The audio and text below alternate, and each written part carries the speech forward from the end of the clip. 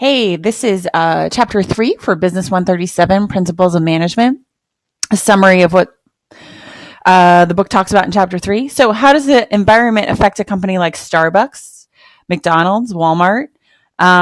So, how does the economy affect these people, these companies? How does consumer trends, consumer behavior? I read an article just this week that sales in McDonald's sales have been decreasing. What is the result of that? Why is that occurring? So open systems, organizations that are affected by and affect their external environment. And this is everyone. And McDonald's has seen that. Walmart has taken some heat for that. So we have inputs and outputs. Inputs are goods and services organizations take in to create products and services. And the products and services organizations create are the outputs. The external environment, anything outside of firms' boundaries, competitors, customers, government, economy. How have emerging markets, these, sorry about that, guys, companies that, countries that are having more money, how does that affect them? Are more companies going to want to go and sell their product there because now these countries have money? Macro environment, the general environment includes government conditions. And we consider macro environment, like think of big, right? Think of the US economy as a whole. How do laws and regulations, things that are passed down from the FDA, the SEC, the Food and Drug Administration, the Securities and Exchange Commission, tax laws, economic policies, specific government organizations. So these are all things that are going to affect how they're doing business. So regulatory agencies can include OSHA, Occupational Safety and Health Administration. I don't know if you guys saw that, they'll look at certain companies and say, are they doing business? Is that a good work environment for their employees? Federal Aviation Administration, they're monitoring our planes. If there is an unsafe zone, they mandate that U.S. aircraft cannot fly over those zones to manage the safety of our people. The economy, certainly. In 2008, when the economy was doing really poorly, that definitely affected companies. People, just think of Starbucks. People were spending less, if you lost your job or you thought you might lose your job, you're probably going to buy less lattes in the morning on your way to work. Maybe you'll just make your coffee at home. Technology. How does technology increase the way we do business? At my last job, I used this product called WebEx all the time. And it was a way for me to communicate with my coworkers who lived in different countries. Demographics, statistical characteristics of a group or population. How has the demographics of the U.S. changed just in the past 10, 20, 50 years? How does that affect how we do business? How does it affect how other companies do business? Social values, how people think, family leave. That's been a lot in the news lately. There was some press releases by President Obama recently about family leave, because if you look at every other country, Western successful country in the world, they offer a lot more family leave if you have a baby, for both men and women to spend time with the baby. I know that in Canada, people get a year maternity leave compared with the 6 to 8 weeks that you get in the US. How does the natural environment and social concerns? We've seen a push towards being green, and using recyclable bags and using water bottles instead of just throwing them away.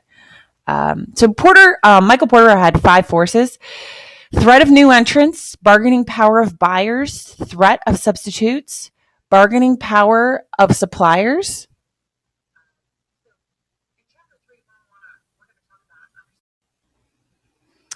And rivalry among existing competitors. And so these are things that affect every company. So competitors. I always tell people that as consumers, we do better when there's competition. Would the Apple iPhone came out before Google came out with their Android phones? Would the Apple iPhone be as good as it is if they didn't have competition?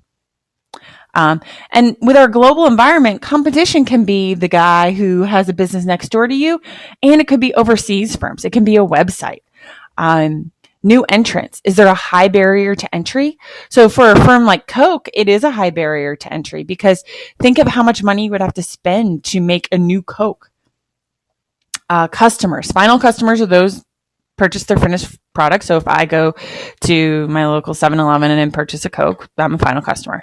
Intermediate customers, if Coke purchases some ingredient for their Coke, for the Coke product, then they are an intermediate customer. Substitutes. So if those of you who know what Lululemon is, it's very nice workout and yoga gear. So you can buy this shirt. I bet this shirt is about $70 that this young lady's wearing on the left. Or you can go to Target and purchase this shirt for probably $9.99. Okay, that's a substitute. You can substitute this for that and spend less money. Things that work together, complements. So if you have a car, tires would be a complementary product to be a car. Suppliers, people that provide you the products you need. And then switching costs, fixed costs, buyer face if they change suppliers. So if you are Apple and you purchase your screens from a certain company and you decide you want to go to a different company, how many costs are you going to see to do that, to make that switch? Is it going to be worth it? Supply chain management. This is basic. So Apple has been in the news sometimes because of their poor supply chain management, because they don't have all the products they need when they need them. So, the various components that go into the iPhone, the screen and the processors and the camera. All right. Environmental analysis. So environmental uncertainty is when there's a lack of information needed to understand or predict the future. Okay. So this is our life. I used to work in finance and I did a lot of forecasting, and at the end of the day, you just didn't know. There's no way you could predict what's going to happen. You can estimate based on previous knowledge or your best guess, but it's not always going to be true. So environmental scanning is looking around to most people and sorting the information and interpreting what is important and what is not. A scenario, you might say, okay, these are my assumptions and this is how I'm going to create a scenario, and you're going to forecast. And sometimes you're going to have this guy and sometimes you're going to have that guy, right? Benchmarking, comparing an organization's practices and technologies with those of other companies. You're going to look around and see, okay, if I'm Microsoft, what is Apple doing well? What is Google doing well? Looking around at your competitors and see what they are doing well. Just quickly, mergers when two companies combine with another. Acquisition when one firm buys another. So back in the day, there was a bank called First Union and they bought Wachovia. And then Wachovia was bought by Wells Fargo. And divestiture, when a firm sells one or more of their businesses. So getting rid of one that's maybe not in your core business or something like that. And then organizational cultures, the goals and practices that members of the community share. So there's strong and weak organizational cultures. Zappos has an excellent organizational culture. Google, locally SAS has an excellent organizational culture. And, it may be that those are some things that are important to you as you think about your career. That's it for chapter 3. Hope this is helpful. Have a great day.